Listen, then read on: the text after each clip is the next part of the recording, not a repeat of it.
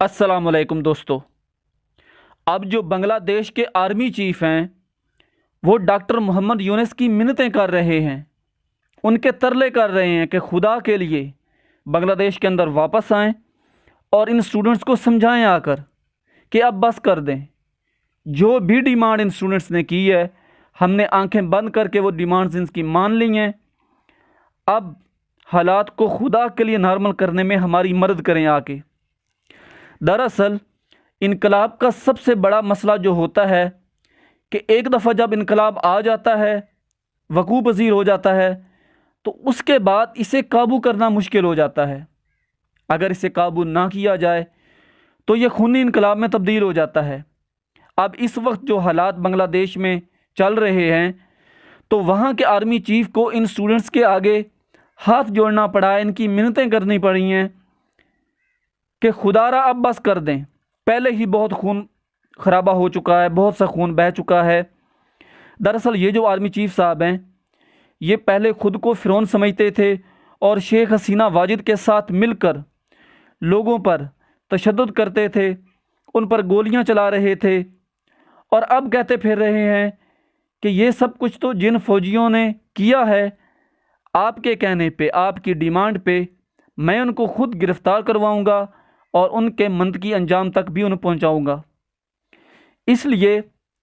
وہ اسٹوڈنٹس کو کہہ رہے ہیں کہ آپ ہمیں ایک موقع دیں کہ ہم حالات کو نارمل کرنے میں کامیاب ہو جائیں۔ پوری دنیا کے اندر وہ کہہ رہے ہیں کہ پوری دنیا اس وقت ہمارا تماشا دیکھ رہی ہے، یعنی بنگلہ دیش کے اندر جو حالات چل رہے ہیں ان سب کا تماشا پوری دنیا دیکھ رہی ہے، اور پوری دنیا کے اندر ہماری جو عزت ہے اس کو نقصان پہنچ رہا ہے، لوگ ہمیں بے عزت کر رہے ہیں۔ اس پر انہوں نے کہا کہ ہم سب کچھ آپ لوگوں کی مرضی اور منشا کے مطابق کر دیں گے، بلکہ اس سب کے پیچھے جو فوجی ہیں یا پیراملٹری فورسز ہیں یا پولیس کے جوان ہیں جنہوں نے بھی آپ پر گولیاں چلائیں، 300 لوگ مرے، 300 اسٹوڈنٹس وہاں پہ شہید ہو گئے۔ یہ تو افیشل نمبرز ہیں 300 اسٹوڈنٹس کے،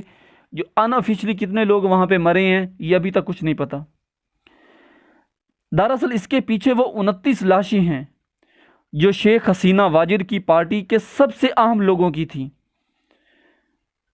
اور ان کو ان کے گھروں سمیت آگ میں جھونک دیا گیا تھا۔ دراصل یہ 29 لوگ بھی مکتی باہنی سے تعلق رکھتے تھے، اور ان لوگوں نے 1971 میں اس وقت کے معصوم پاکستانیوں کے گھروں کو بھی ایسے ہی آگ لگا دی تھی اور ان کی بے گور و کفن لاشوں کو دفنا دیا تھا۔ تو اب قدرت اس ایک ایک شخص سے انتقام لے رہی ہے جس نے بھی بے گناہ پاکستانیوں کو یا اس وقت کے بنگالیوں کو قتل کیا تھا۔ یہ غدار ہندو بنیے کے ڈھول پر ناچنے والے اب پورا بنگلہ دیش میں بھاگتے پھر رہے ہیں، ان کو چھپنے کی جگہ کوئی نہیں مل رہی کہ کہیں پر زمین پھٹ جائے اور یہ اس کے اندر چھپ جائیں۔ مگر قدرت اپنا انتقام لے کر رہتی ہے، اور لوگ ان مکتی باہنی کے گنڈوں کے پیچھے ہیں تاکہ ان فسادیوں کو ہمیشہ کے لیے ختم کر دیا جائے۔ آرمی چیف صاحب کہہ رہے ہیں ان کو کہ آپ کے کہنے پر ہم نے پارلیمنٹ تحلیل کر دی، آپ نے جو ڈیمانڈ کی سب کچھ ہم نے آنکھیں بند کر کے مان لیا، اب خدا را بس کر دیں۔ اب جو آپ تصاویر دیکھ رہے ہیں یہ ان کے انٹیلیجنس چیف کی ہے جس نے اپنی خفیہ تنظیم کے ذریعے لوگوں کو مروایا، ان کے گھروں پر حملے کروائے۔ جب لوگوں کو پتہ چلا تو انہوں نے اسے پکڑنے کی کوشش کی، مگر فوج نے اسے بچا لیا تھا۔ اس کے بعد اس نے ملک سے فرار ہونے کی بھی کوشش کی اور ایئرپورٹ سے پکڑا گیا۔ اب یہ شخص جیل میں ہے۔ اصل میں حسینہ واجد نے آتے ہی اس کے ذریعے سے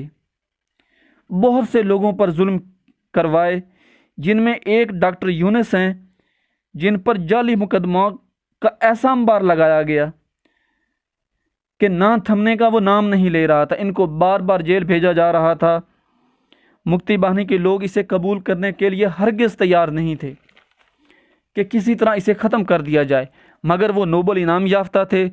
جس پر شیخ حسینہ ان کے قتل کا رسک نہیں لے رہی تھی کہ یہ ان کے لیے، ان کی پارٹی کے لیے اور ان کے ملک کے لیے خطرہ ثابت ہو سکتے ہیں۔ जब अदालत ने उन्हें रिलीफ दिया तो ये बाहर आ गए। दरअसल डॉक्टर यूनुस अपनी पार्टी बनाना चाह रहे थे, मगर शेख हसीना अपने लोगों के ज़रिए से इसके पीछे लग गईं और इसे पार्टी नहीं बनाने दी और इसे मुल्क छोड़ने पर भी मजबूर कर दिया गया। इसके बाद ये शख्स कभी अमेरिका और कभी यूरोप और कभी दूसरे ममालिक के अंदर मुख्तलिफ जो प्राइवेट्स बैंक्स थे और जो दूसरी फर्में थी वहाँ पे काम करता रहा, मगर अब कुदरत इन पर मेहरबान हो गई है और इनकी किस्मत जागी है, तो स्टूडेंट्स ने इनको अपना लीडर बनाकर पेश कर दिया है और वहाँ पर इनको निगरान हुकूमत का सरबराह भी बना दिया गया है कि आप इस गवर्नमेंट को चलाएं और बांग्लादेश के हालात को नॉर्मल करने की कोशिश करें। स्टूडेंट्स ने कहा है कि मुक्ति बाहिनी का जो कोटा है इसको ख़त्म करके अब स्टूडेंट्स का एक कोटा होगा, यानी इतना अरसा 55 साल हो गए हैं जो मुक्ति बाहिनी का कोटा चल रहा था उसको अब हम नहीं मानेंगे, उसकी जगह अब वो कह रहे हैं कि स्टूडेंट्स का एक कोटा होगा। सिर्फ और सिर्फ ईमानदार क़यादत को आगे लाया जाएगा और इस इंटेलिजेंस चीफ जिसका नाम मेजर जनरल ज़िया बताया जा रहा है, स्टूडेंट्स कह रहे हैं कि इससे हम अपना इंतकाम लेंगे, क्योंकि अब तक जितने भी स्टूडेंट्स ने शहादतें दी हैं उनका ज़िम्मेदार ये जर्नल है और अवामी लीग के लोग ज़िम्मेदार हैं। स्टूडेंट्स ने ये वाज़ेह पैगाम दिया है कि हम अवामी लीग का एक एक आदमी भी बांग्लादेश में नहीं छोड़ेंगे, क्योंकि ये जमात इंडियन फ़ौज और इनकी एजेंसियों के पे रोल पर चल रही थी और हम पर जितने भी जुल्म हो रहे थे ये इंडियन के इशारे पर किए जा रहे थे। इन लोगों ने अपोजिशन की भी सफाई कर दी थी। अब देखें कि खालिदा ज़िया को इन लोगों ने इतना अरसा जेल में बंद किए रखा, बोगस मुकदमों पे, जाली मुकदमों पे उनको बंद किए रखा, और अब जैसे ही इनकलाब आया है तो उनको भी जेल से रिहा कर दिया गया है और तमाम सियासी कैदियों को जो इतना अरसा से जेलों में बंद थे उन सबको रिहा कर दिया गया है और बहुत से बेगुनाह लोगों को शेख हसीना की हुकूमत और इस अवामी लीग के जो लोग थे इन्होंने जजेस के ऊपर प्रेशर डाल के, अदालतों पे प्रेशर डाल के उनको फांसियाँ चढ़वाया था। तो स्टूडेंट्स ने कहा है कि ये सब तमाशा अब दोबारा हम नहीं होने देंगे और जजेस को इंसाफ करना होगा। ये नहीं कि शेख हसीना के आगे सारी अदलिया लेट जाए और उनके इशारे पर इतने बेगुनाह बांग्लादेशियों को फांसी पे चढ़ा दिया जाए। अब यहाँ पर यह सीन हुआ है कि जिन लोगों ने भी अवामी लीग के लोगों को मारा है उन्होंने सब इदारों को वार्निंग दे दी है कि अगर तुम लोगों ने दोबारा से इंडियन से ताल्लुकात बढ़ाने की कोशिश की तो तुम्हारा हशर भी इससे भी बुरा होगा, चाहे वो सियासतदान है या फिर फ़ौज के इदारे से होगा। इंडियन हमारे दुश्मन थे और दुश्मन ही रहेंगे, लिहाजा कोई भारतीयों के करीब होने की कोशिश भी ना करे। डॉक्टर यूनुस ने कहा है कि हम सबको मिलकर बांग्लादेश को आगे लेकर चलना है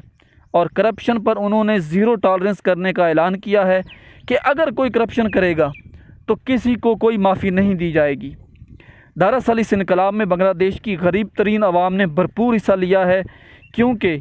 असल में इन लोगों का इस्तेसाल हो रहा था। वो बेचारे गरीब लोग इस प्रो इंडियन नज़रिए की भीड़ चढ़ रहे थे, इसलिए ये इनकलाब कामयाब हुआ है